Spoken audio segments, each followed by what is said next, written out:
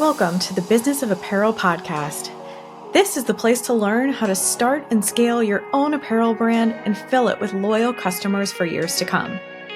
I'm your host, Rachel Erickson, owner and CEO of Unmarked Street, and I can't wait to share this episode with you. Welcome back to the Business of Apparel podcast, where today I want to talk to you about one of the standards that you need to be considering for your fashion or apparel brand when you are starting out. And it's a topic that I don't see enough people talking about when we are doing our research on how to start or grow your apparel brand. When we're doing our research, we're finding a lot of great information about how to start social media, how to post, how to do marketing, how to do sales. But we're not finding a ton of information about setting up the genuine SOPs or standard operating procedures or the standards that you need to set for your brand so that you're heading in one single, very clear direction at all times. When you set standards for your brand and you put processes in place, it makes every single day just a little bit easier, to the point where instead of scrambling every single morning thinking, what are our priorities today? What are we supposed to be doing? Am I forgetting to do something? Did I send that email? Did I schedule that meeting? All of a sudden, when you have a process and you have a standard and you're just following along to a calendar and a timeline that makes sense for you, all of those worries start to fall away, right? You have all of a sudden a schedule. You have due dates for things. You have a standard of how meetings are run. You have a standard of how your business is run. You have a standard of who your customer is. All of these things, as they start to fall in place for your business, make your business easier to run and then easier to scale, grow, thrive, make millions and millions of dollars. So one of the main things that we want to talk about today is whether or not you are going to choose to be a trends-based business or an innovations-based business. Now, if you've attended any of my free workshops over the last quarter of the year, you've probably heard me speak on this a little bit. And so what we wanted to do, though, was get this information out to a wider audience. We met so many amazing people through our free workshop that we ran in Q1. But we now realize that this is a great platform too to be able to share a lot of that information. So we're going to share some of the same information here with you today. Now, when we're talking trends versus innovations-based businesses, one of the key things for you to understand is that most businesses in the apparel and the fashion space run off of trends. And so how this ends up working is we've kind of put together a product or a trends pyramid diagram for our members of our community to understand, where essentially what you do at the very top of the pyramid is you put couture and you put runway and high-end design. And so everything at the top of that pyramid ends up being either something that was designed literally just for that model for that day. So if you're looking at a runway photo, you might not realize that the garment that's on her body was made specifically for her. Sometimes it was made by hand by someone in a couture house. And it probably isn't going to be the exact piece that you'll find in that designer's product library once they go to release to the public. So usually when we're looking at haute couture, we're looking at runway, we're looking at something that's very, very aspirational. But what we can do from that when we learn how to read trends and when we go to certain resources like WGSN.com, which is an amazing resource for you if you're looking for fashion trends. WGSN, we are not an affiliate or anything like that. Maybe we should be, but WGSN is just the place where I know to go from working on it in school, working on it throughout my entire 20-year career. It is the place to go if you're looking for color trend for the next 5 years, for fashion silhouette trend for the next 3 years. If you're trying to figure out what segment you want to be developing in and putting your product in, you can read it from the runway. And so what we end up doing and what WGSN and all these other trend forecasting based businesses end up doing is they'll take a look at what's happening in New York Fashion Week, Paris Fashion Week, Milan Fashion Week. They're looking at the runway. And then they're distilling that down into essentially trends that they're seeing, right? What are the consistencies among all of the different shows? Everybody had a bunch of red this year, or everybody had a bunch of lilac purple, or everybody was doing mini skirts instead of maxi skirts, or everybody was doing sleeveless instead of long sleeve. Those kinds of little consistencies that we see on the runway at the couture level is what we then start trickling down that product pyramid or that trends pyramid in the fashion industry. And so from there, we typically go to ready to wear. And ready to wear, I guess, for lack of a better description, is the public version of those high-end designers' collections. So they take what they put on the runway and they distill it down into something that is much more sellable, essentially, to the public. And so it still might be very, very expensive. It still has a designer label on it. It still might not be something that you and I are going to shop for every single day. But this is essentially what they then put into their retail shops or onto their online stores. And so they're selling direct to consumer, what we call ready to wear. And again, that's still very high up in the pyramid because it's still high fashion. And it comes pretty quickly after the runway shows and after couture shows all of their different trends. So ready to wear happens quickly after couture. And then we start getting down into other segments where once you realize if you are part of the mass market or you're part of the athleisure segment or you're part of the outdoor segment or you're part of the athletic and performance segment, you start to understand that your line might need to read those trends and then apply them to your brand anywhere from 1 to 2 years after we see it on the runway. So let's take color for an example. We'll go back to the example of red. Let's say everybody used red on the runway for spring 2025 fashion show. Maybe I know if I'm trying to reach mass market, or maybe I'm in the outdoor industry. I know that if I'm on a 2-year development schedule, I should start planning for my spring 2027 line to maybe have a bunch of red in it. And that sounds bonkers, right? Like, this is what we're seeing right now. This is trendy right now. But the way that all of this trickles down and the way that people see it in their stores or in the stores that they're shopping for actually happens quite a bit later. One of the greatest examples of this is in The Devil Wears Prada, where Miranda Priestly is basically explaining to Andrea that her cerulean blue sweater trickled down from high fashion over the years.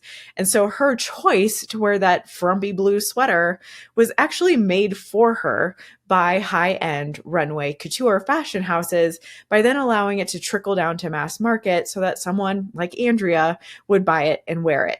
So once you understand how a lot of that works, I also want you to understand that most businesses work this way in our fashion and apparel industry. Most businesses are able to plan really well by using resources like WGSN.com, reading the trends, looking at runway, going to some of the shows, figuring out what their competitors are doing during that 2-year time span before they're figuring out how to launch according to those trends.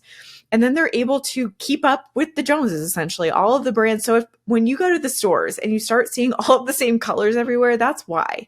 It's because the trends work a certain way in our industry. And for brands who are reading it properly, all of a sudden we start seeing red all at the same time. And so it becomes a big color of the year or something like that. And so that's why things might look really consistent across the board for many, many different brands. Maybe you're seeing a ton of mini skirts everywhere when 3 years ago you saw a ton of maxi skirts, and that's how those things happen. And so it makes it actually really easy to run a trends-based business because you're kind of following the flow of what happens in the fashion industry. And once you start to read those trends and you start to tap into the forecasting tools that we have at our fingertips, you can really plan out quite a ways in advance. Now, the flip side coin of that is being an innovations-based business. And what we tend to recommend when we start working with brands and they're already hitting their first 7 figures is to really have a mix of both of these. So you want to have a lot of your core program, all of your core products to almost be evergreen. You want them to be something that your customers can come back to you for over and over again. If you've got their favorite pair of jeans, you want to have it for them for as many years in a row as they want to come back and buy it from you, right? So that's your trends-based stuff. That's your evergreen product line. You're probably offering it in multiple colors. You've got some base neutral colors that you're always going to hold inventory of.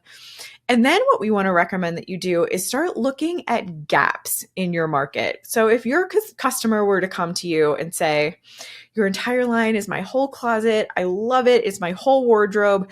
You really nailed me as your target customer and you got me everything that I needed. But when I go shopping at other brands or even at your brand, there's this one piece or there's these two pieces that I can never find. It's a waterproof rain jacket with, I don't know, a backwards hood and super long sleeves. And, I don't know. I'm totally making something up. But let's say your customer says that they want that for some reason. It's your job then to figure out how to research and develop that product from scratch to fill the gap for them. And that's what we call innovations-based products. Now, these are essentially inventions in the fashion industry. We have a lot of people who want to go out and get patents on some of these things. And patents can be really, really tough in the apparel industry. I'm going to tell you that right now. I've worked with several brands who have tried to apply for patents. I've worked with several brands who have gotten patents. And the tricky part about patents in the apparel industry is that you have to be super, super specific. I mean, this is true for patents on anything really, but you have to be super, super specific about what it is that makes your idea or your design unique.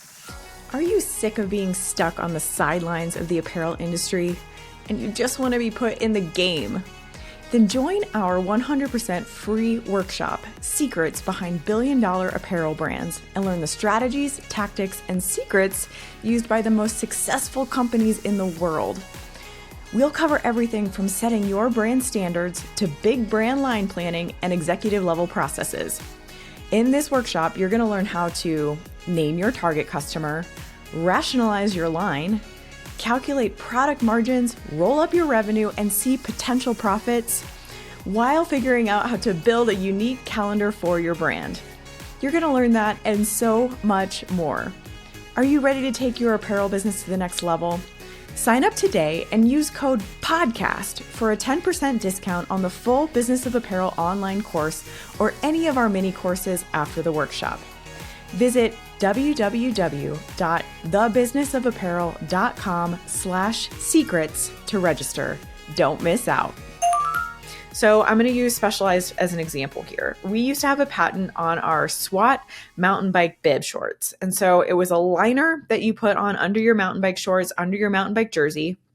It had a pocket system in the back hanging off of the bibs that was actually detached from the bib itself so that it hung over your mountain bike shorts. So when you put your mountain bike shorts on, you weren't putting them on over pockets that were stuffed full of Cliff Bars and your keys and your credit cards and stuff like that. You could put your mountain bike shorts on and the pocket would actually hang over the waistband. And so it wasn't uncomfortable. Your mountain bike shorts weren't going to pop open during a ride. So that was a solution that the team had come up with. They researched it for many years to get it just right. They did a ton of prototyping. And then once they had it right, they sent it into the patent office because they wanted to say, this was our invention. We invented this. Now, what they had to include in that patent came down to the exact shape and size of the pocket, the exact angles that the pocket was going to be at the top edge. So when you went to put something in your pocket, what was the exact angle that that pocket was? And by doing that, they could then only patent and own that very, very specific design. Now, we used to send out some cease and desist letters. If you know anything about Specialized, they love to send out stuff like that. And so we used to send out cease and desist letters to brands who were getting really close to our patent, but it was actually really easy for them to defend that they weren't using our patent because they would use a different angle at the top pocket edge, or they would make the pocket a slightly different shape or a slightly different size. And because our patent had to be so super specific, it was actually really, really easy for people to get around it. So when we talk to clients or we talk to customers about patents and people say, is it worth the squeeze to go through the patenting process? Of course, the answer is it depends. If you feel like you've got something really, really special that nobody else has ever developed before and you want to go through the process, you want to pay for the process, I want you to realize that it could take anywhere from a year, 18 months, 2 years to actually get that patent through, maybe more. It is also going to cost you a lot of extra money to go through that process. So there is an element there that you need to be able to decide if your idea, your invention, your innovations-based product is so unique that when you put all of those specifics into your patent, it will still be difficult for someone to bypass it. So for example, if you've got a certain key pocket that you got on something and you feel like you want to patent that pocket, is there enough protection for you so that the next brand over, when they see that pocket and they realize that it's patented, they can't just make one or two small tweaks and all of a sudden they've bypassed it and they don't have to defend the fact that they're using your patent, because they aren't, because they're not using those specifics. So I just want to throw that out there. A lot of people ask us about patenting in the apparel industry. And when you're making an innovations-based product, a lot of the time, the allure of that is to be first to the market with something. It's not necessarily to patent it, at least not in my mind or not in my book or not in my experience working with multiple brands who have tried going through the patent process.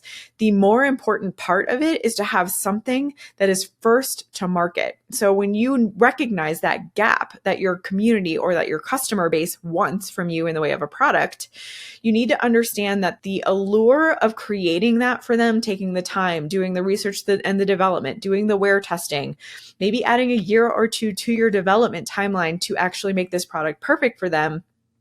The allure of that is being the first option and the only option for them to come to when they do want that product. And that's why it's really important to test those products for a long time too, because you truly want to make sure that it's something your customer wants. If you've heard from one or two customers here and there, I could really use a short of this kind or this crazy rain jacket that I was describing earlier, and it's not a wide enough desire from your entire community, you need to know that too, because taking all of that time, all of that effort to put into a product that your community, really maybe only a few people wanted, can also be a big mistake. So it takes a long time to vet out these different ideas and to get that product made.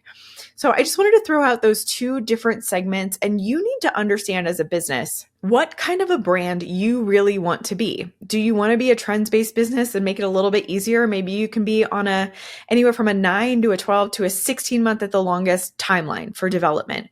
You might be able to get product from ideation to your customers' hands within 9 months if you're a trends-based business, because it's easy to read, it's easy to understand, it's easy to follow along.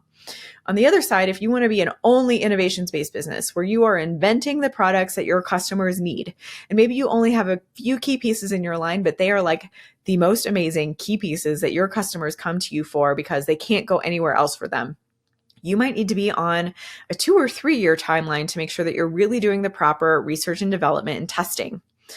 Now, again, what we tend to recommend is that you start your brand as a trends-based business, get 1 or 2 key products out there that follow along with what the mass markets want, right? Like if you're following those trends, you can come up with something that speaks true to your community, speaks true to you as a brand, has your values in it, has your touch on it, it has your fit, it has your design. You can still make it unique. It doesn't need to be a full invention. You can follow the trends and still make unique product that is right for your community. We recommend that you start that way with 2 or 3 key products. If you feel like you can stomach just doing one, that is super brave. We also recommend that. Go with your minimum viable product there.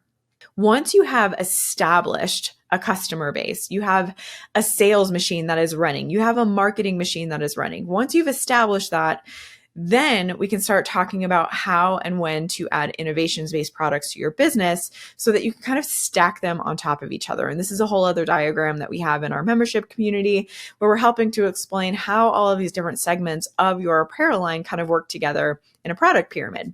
We love pyramids here. We love to put everything together in a pyramid. So if you're interested in learning a little bit more about this, we are actually working with our membership clients and our community on this right now. And we would love for you to come in and join us. We have this new membership. It is an annual membership that we are getting out into the public. It is where we are helping you build, scale, and grow your brand like a global company. So we have been working for billion-dollar global companies for the last 20 years of our careers.